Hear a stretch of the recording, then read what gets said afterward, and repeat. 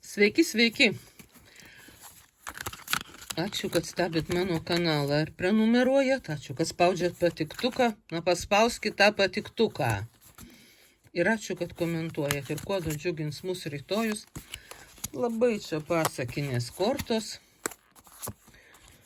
Tuoj mes su jom pasitarsim. Išsirinkit, kurią mėgstat.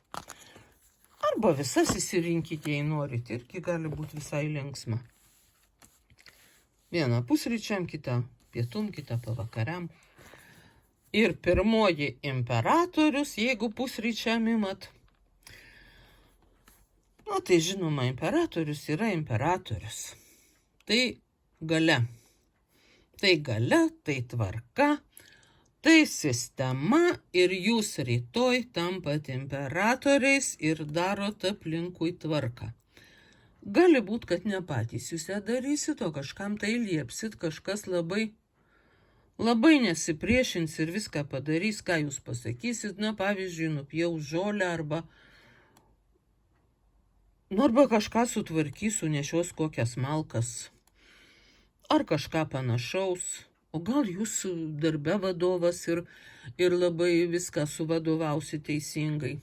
Bet jūs, aš noriu pabrėžti, prisiminsit savo galią, savo valdovišką galią, savo tą požiūrį į save, kad tai jūs čia vadovaujat ir kad niekas jums negali prieštarauti, kad jūs žinot, ką darot, jūs žinot, kodėl tai darot, kodėl tai turi būti padaryta, kaip to pasiekt, kokiu lengviausiu būdu.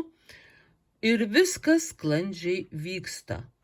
Ir tai jūsų jėga, jūsų galia. Jūs nesimėtot į kokias emocijas, jūs nesileidžiat į ginčus, niekam ir neteis į galvą su jumis ginčytis. Ir tai jūs žinoma nudžiugins, prisiminkit šitą savo savybę, prisiminkit šitą jausmą, prisiminkit šitą būseną ir ją naudokitės. Nes tai būsena puiki, kaip ir pastebėsim.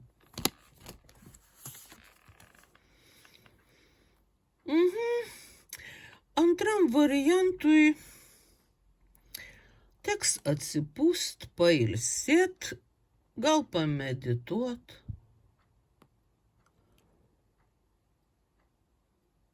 Gal, tiesiog pailsėt. Jūs tiesiog būsit priversti arba labai norėsit pailsėt. Jūs padarėt daug visokių darbų, daug atlikot reikalų. Gal pajusit, kad jums šiek tiek, ne tai, kad negerai su sveikata, bet toks noras pasirguliuot, apsimest ligoniu, nuvirst ant sofutės, pažiūrėt kokį filmą, labai niekam nieko neaiškint, jūs tiesiog sirguliuojat. Ir jums tai patiks, kartais labai smagu, malonu ir linksma apsimest ligonių ir pagulėt, ir pamastyti, ir pasvajot, ir pažiūrėt filmuką, ar paskaityti knygutę. Ir niekas jums neprieštaraus, na jau jeigu jūs sergat, tai pasirkit. Nors iš tikrųjų jūs greičiausiai visai tik taip savo norėsit pasibūt ir pailsėt. Nes žmonės taigi pavargsta, visi žinom. Žodžiu, pailsėkit. Greičiausiai tai jums labai būtina. O, ir įsimylėlius vėl gavom. Čia mums gana dažnai šita korta painiojasi po akių. Tai jeigu kas nors ieško meilės, tai jau nebeieškokit, meilė jau ateina, jau jinai su jumis, jau užeina pro duris ir pasireiškia. Ir šiaip tai gali būti, nebūtinai meilė, bet tai gali būti kažkas daroma kartu, kad būtų lengviau. Žinoma, meilės šiandien mes neišbraukiam. Net ir koks nors biznio sandėris gali būti padarytas iš širdies. Kai jūsų širdis sako, va su šituo partneriu, tai man bus lengva išspręsti tą ir tą klausimą. Va jis tai žino, kaip šitą reikalą daryti, aš kaip šitą ir mes abu kartu sueinam ir padarom labai puikiai 4 kartus daugiau. Ir uždirbam daugiau, ir mažiau jėgų mums kainuoja. Nu, nors čia žiūrint į juos, tai tikrai matosi, kad jie reikalų nespręs. Gerai, bet jūs galit spręsti reikalus, galit daryti darbus, galit kartu dainuoti, kartu važiuoti. Jūs tikrai nenorėsit būti vieni ir jūs aiškiai suprasit, kad su kažkuo kitu jums yra lengviau gyventi, lengviau būti, linksmiau vaikščiot. Gal jūs nutarsit su kažkuo kartu į darbą važinėt, kad nereiktų 2 mašinų ir pigiau kainuotų degalai. Gal dar ką nors veikti poroje. Na, jūs ten jau nuspręsit. Rytoj jum ne vienatvės diena toli gražu. Jum atsiras pora bet kokio reikalo sprendimui.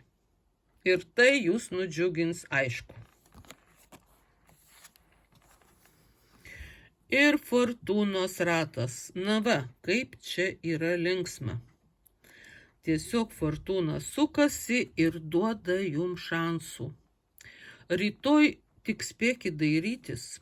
Jums rytoj bus pasiūlyti patys geriausi šansai, patys teisingiausi nurodomi keliai. Tiesiog nepamirškit šito pamatyti. Jūs rytoj daug laimėsit, daug gausit gerų dalykų, jeigu nepamiršit, jeigu mokėsit stebėti gerus ženklus. Žodžiu, jums rytoj fortūnos diena. Nepražiopsokit savo gerų ženklų, nepražiopsokit momento, kai fortūna atsisuks į jūs gerąją pusę. Ir va taip linksmai ir žaismingai jums. Kas čia bus jums?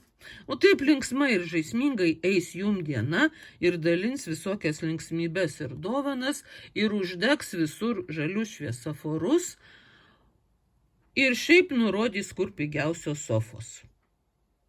Nu, būtinai jūs nudžiugins. Tokia diena negali nenudžiuginti.